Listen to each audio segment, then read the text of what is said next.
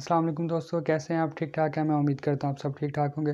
दोस्तों, पिछले लेक्चर में हमने बात की थी ये स्ट्रक्चर ऑफ एचटीएमएल के उसके स्ट्रक्चर किस तरह बनाते हैं और इसके कुछ हमने टैग्स पढ़े थे। तो आज हम इस वीडियो में हम बात करेंगे एट्रीब्यूट्स के। उनमें जो मेन और बेसिक्स जो टैग थे उनके हम आज एट्रीब्यूट्स के बारे में पढ़ेंगे कि एट्रीब्यूट्स का क्या काम होता है और ये एट्रीब्यूट्स होते क्या हैं। पिछले लेक्चर में हमने टैग्स पढ़े थे, वो थे हेड का था, टाइटल का था, उसके बाद बॉडी का था और एचटीएमएल का टैग था। आज हम उस टैग्स के एट्रीब्यूट्स पढ़ेंगे, लेकिन हम सब के नहीं पढ़ेंगे। इसमें हम सिर्फ़ और सिर्फ बात करेंगे कि जो बॉडी होती है, बॉडी के जो टैग्स होते हैं वो कौन-कौन से हैं और वो क्या काम करते हैं। स्टार्ट करने से पहले अगर आपने मेरा चैनल सब्सक्राइब नहीं किया तो जल्दी से सब्सक्राइब बटन पे क्लिक कीजिए और साथ ही बेल आइकन पे क्लिक कीजिए ताकि मेरी नई आने वाली वीडियोज़ की अपडेट आप तक पहुँच सके। तो चलिए स्टार्ट करते हैं कि ये क्या करते हैं एट्रीब्यूट्स।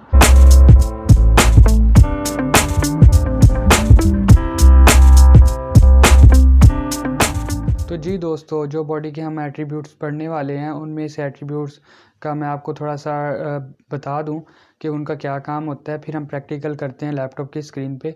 तो जो बॉडी का पहला टैग है वो है बीजी कलर, उसके बाद आ जाता है हमारा बैकग्राउंड कलर और उसके बाद आ जाता है टेक्स्ट और फिर आता है जी लिंक।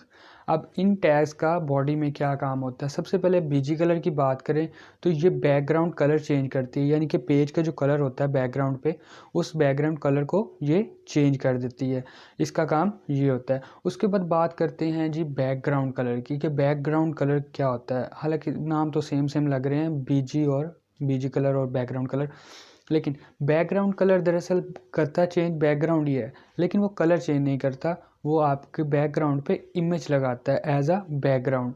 वो बताता है कि इस इमेज को आप बैकग्राउंड पे लगाएं। बात करें हम टेक्स्ट एट्रीब्यूट की, जो हमारा थर्ड एट्रीब्यूट है, उसका क्या काम होता है? वो जो डॉक्यूमेंट्स यानी कि जो पेज होता है वेब का, उस पे जो टेक्स्ट होता है उसका कलर बताता है कि इसका कलर क्या होगा। हम फिक्स करते हैं, जो डेवलपर होता है वो उस पर जो कलर लगाना चाहता है, जो भी उस पर अप्लाई करना चाहता है, तो वो एट्रीब्यूट यूज़ करके करता है। उसके बाद आता है लिंक।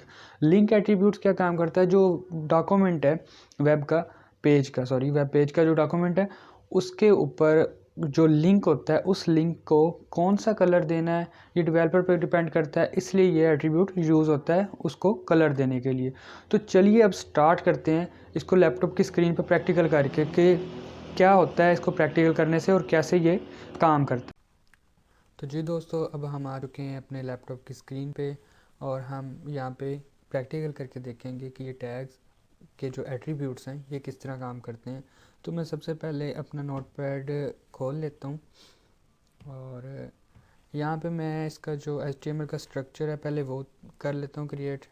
HTML का है, सबसे पहले HTML आएगा पहला टैग, और सबसे अच्छा तरीका ये है कि आप साथ ही इसके क्लोज टैग लगाते जाएं, ना कि पहले आप फ्रंट के पहले टैग्स लगाएं ओपन टैग और एंड पे सारे सबके क्लोज टैग लगाएं। इसमें ये होता है, अगर हम इस तरह करते हैं कि पहले हम ओपन टैग सबके लगा लेते हैं और एंड पे फिर हम जाते हुए क्लोज टैग लगा लेते हैं, उसमें ये होता है कि आपसे मिस्टेक हो सकती है जिसकी वजह से एरर आ जाता है। तो बेसिक जो अच्छा तरीका है, वो बेस्ट वे जो है वो ये वाला है। तो साथ ही आप क्लोज टैग लगाएं और साथ ही आप इसका ओपन टैग लगाएं। तो मैं लगा रहा हूँ, ओपन टैग लगा लिया अब मैंने। अब मैं साथ ही क्लोज टैग कर रहा हूँ। अब मुझे पता चल गया ये इसका क्लोज टैग है और ये इसका ओपन टैग है। तो इसके दरमियान में अब आएगा जी हेड, के बाद आएगा हेड आ जाएगा, सॉरी हेड आ गया। हेड का जो क्लोज टैग है वो, अगर हमने इसमें टाइटल देना ठीक है, नहीं तो टाइटल की ज़रूरत नहीं है, हम नहीं दे रहे। अभी हमने बात करनी है बॉडी की, तो अभी बॉडी के टैग पढ़ रहे हैं। हम देंगे जी अभी बॉडी का टैग। बॉडी का क्लोज टैग आ गया और ये क्लोज। अब हमारे ये टैग्स कंप्लीट हो गए, यानी कि स्ट्रक्चर हमारा कंप्लीट हो चुका है। तो अभी मैं आपको समझाने के लिए इसको स्पेस दे देता हूँ। यहाँ पे हमने जो भी करना है वो इसके अंदर आएगा और ये इसके क्लोज टैग है, वो भी इसका क्लोज टैग है। मैं यहाँ पे मैं इसको ख़त्म करता हूँ। मैंने यहाँ पे कुछ लिख के रखा था थोड़ा सा, ताकि हमारा टाइम बच सके, तो मैं वो उसको पेस्ट करता हूँ अभी। तो मैंने पेस्ट कर दिया इसको यहाँ पे, ठीक है। तो अभी ये हमारा पैराग्राफ है, यहाँ पे हम लिख देते हैं जी पैराग्राफ पी, और इसके एंड पे लिख देते हैं जी क्लोज पैराग्राफ। ठीक हो गया। तो ये मैं यहाँ पे ले आता हूँ, क्लोज पैराग्राफ ओपन हो गया, ये पैराग्राफ में आ गया, ये इसका क्लोज टैग हो गया। तो अभी हम इसको अगर सेव करें तो सिंपली ये क्या करते हैं, हम इसको करते हैं कंट्रोल एस।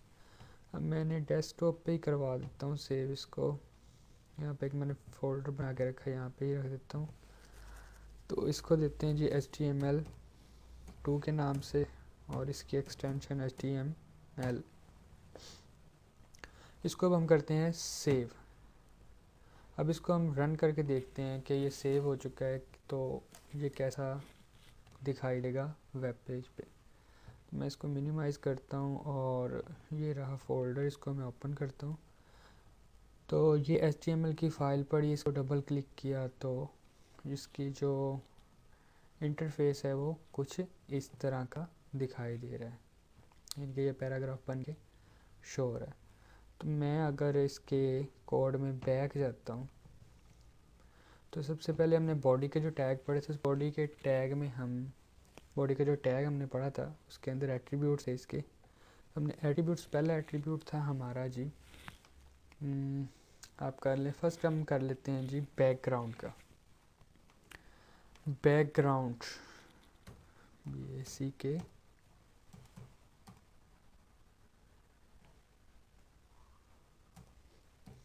बैकग्राउंड। अब हमने बैकग्राउंड अब अप्लाई किस तरह करना है, ये बैकग्राउंड लग गया बॉडी के अंदर, एंगल ब्रैकेट के अंदर लगाना है, ठीक है ना। ये कि जिस जगह पे ये है वेब पेज का आपका ये डॉक्यूमेंट पड़ा, आप हो उसको उसके पास रखें तो ज़्यादा बेस्ट है। तो मैं जो मेरा फोल्डर है उसमें एक पिक्चर पड़ी हुई है वो मैं देखता हूँ। तो ये कवर नाम के एक इमेज है, PNG फाइल है, यहाँ पे टाइप आ गई फाइल PNG, ये टाइप होती है। यहाँ पे JPG फाइल भी होती है, PNG भी होती है, GIF भी होती है। और हमने देखना है इसका इमेज का नाम, उसको बताना है कि ये इमेज का नेम है और ये उसका टाइप है। नेम कवर है, तो हम इसको कॉपी कर लेते हैं और हम इसमें जाते हैं, यहाँ पे हम लिख देते हैं जी, पेस्ट कर देते हैं कवर, इमेज का नेम आ गया। अब हम इसको लगाते हैं एक्सटेंशन उसकी PNG फाइल है, ये देखें PNG टाइप है इसकी। तो वहाँ पे हमने शॉर्ट में लिखना है PNG, और बड़े में नहीं लिखना क्योंकि एक्सटेंशन लगा रहे हैं तो शॉर्ट में लिखेंगे। तो अब मैं इसको अगर मैं सेव करता हूँ, मैंने इसको सेव कर लिया कंट्रोल S से, और सेव करने की शॉर्टकट की है कंट्रोल S। अब मैं इसको वेब पे जाता हूँ, अब मैं देखता हूँ कि इसको रीलोड करके कि ये क्या दिखाता है।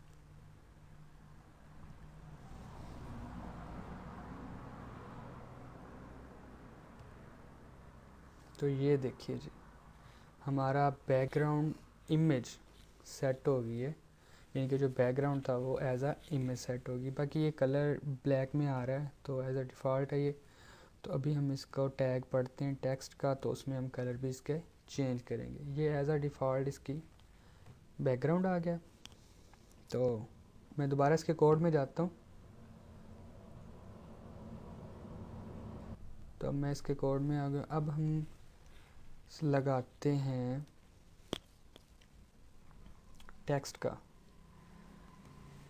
Text equal to colour text का क्या होना चाहिए, हम कर देते हैं जी वाइट, WHIT वाइट। इसको कंट्रोल S से सेव किया और मैं इसमें जाके दोबारा रिफ़्रेश करता हूँ, तो कलर इसका वाइट हो गया। जो हमने टैग पढ़ा था टेक्स्ट का, उसको यूज़ किया। हम जितने भी टैग्स हैं हम एक साथ भी लगा सकते हैं, हम टैग्स अलग अलग भी लगा सकते हैं। ये ज़रूरी नहीं है कि हम टैग्स अलग अलग ही लगाएं। अगर हमने ज़्यादा टैग्स इसके मैं टैग्स बोल गया, इस टैग्स के जो एट्रीब्यूट हैं वो एक साथ भी लग सकते हैं और अलग अलग भी लग सकते हैं। ये ज़रूरी नहीं कि हम अलग अलग लगाएं, एक एक ही यूज़ करें, मल्टीपल भी हम यूज़ कर सकते हैं। जिस तरह हमने पहला बैकग्राउंड कर लिया, ये देखें यहाँ तक ये आ गया। उसके बाद स्पेस देने के बाद अगला टैग आ गया, एट्रीब्यूट आ गया टैग का। अब हम इसका थर्ड एट्रीब्यूट लगाते हैं। सॉरी, थर्ड पे हम अभी नहीं लगाएंगे। उसकी वजह ये है कि बैकग्राउंड पे हमने इमेज लगाई है तो वो कलर चेंज नहीं होगा। अगर हमने सिंपल कलर चेंज करना है तो हम इसका ये एट्रीब्यूट जो है वो हम ख़त्म करेंगे, ये वाला। यहाँ पे हम लगाएंगे जी BG colour. BG colour is equal to कर देते हैं जी रेड। इसको करते हैं हम सेव और बैक जाते हैं अपने वेब पेज में। तो पहले तो हमने ये लगाया हुआ था बैकग्राउंड, इमेज लगाई थी।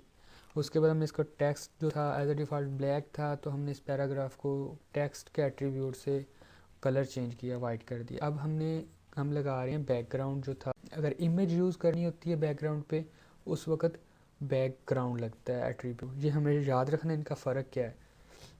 तो मैं इसको रीलोड करता हूँ, तो ये देखिए इमेज हट गई उसकी और यहाँ पे बैकग्राउंड पे चला गया जी कलर। तो मैं फिर बता दूं, बैकग्राउंड और बीजी कलर को एक ही एट्रीब्यूट नहीं समझना आपने। बीजी कलर का और काम है और बैकग्राउंड कलर का और काम है। बैकग्राउंड जो हमने एट्रीब्यूट पढ़ा है उसमें इमेज लगती है बैकग्राउंड पे। बीजी कलर में उसका बैकग्राउंड का कलर चेंज होता है। ये इसका डिफरेंस है, ये बॉडी के टैग। तो ये थे हमारे आज के टैग। और ये इसका हम कलर अगर और भी चेंज करना चाहें तो मैं दोबारा बैक पे दूसरा लगा देता हूँ। कुछ खूबसूरत लग रहा था बैकग्राउंड था।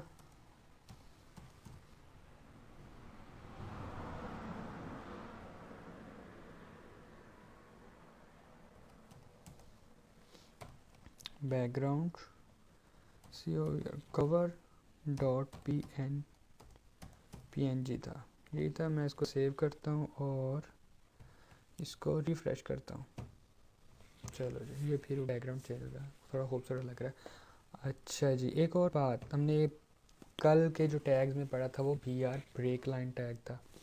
अगर हम इसको ब्रेक लाइन टैग करते हैं, यहाँ पे देखें तो क्या शो हो रहा है जी, ये लाइंस फुल यहाँ पे ख़त्म हो रही है, ठीक है ना, एंड पे आके। अब अगर हम लगाते हैं टैग लगाते हैं जी, यहाँ पे टैग ब्रेक लाइन। अब हम इसको सेव करते हैं तो क्या शो करवाता है इंटरफेस। इसको हम रीलोड करें, ज़रा गौर कीजिएगा। अब देखें कि वो लाइन ब्रेक होके नीचे आ गई। पहले सीधी जा रही थी, अब नीचे ब्रेक होके नीचे आ गई। तो टैग जो है वो लाइन को ब्रेक करने के लिए, एक लाइन से नीचे लाइन पे बनाने के लिए। और अगर मैं दोबारा एक और जगह पे लगाता हूँ, यहाँ पे HTTP लगा देता हूँ, यहाँ पे मैं टैग लगाता हूँ, टैग। इसको सेव करूँ और इसके बाद मैं इसको रिफ़्रेश करता हूँ। तो अब देखें HTTP ऊपर आ गई, वहाँ तक लाइन ब्रेक होगी और वो अगली लाइन नीचे आ गई। तो ये होता है break line tag. Break line basically tag है, एट्रीब्यूट नहीं है, ये याद रखना है।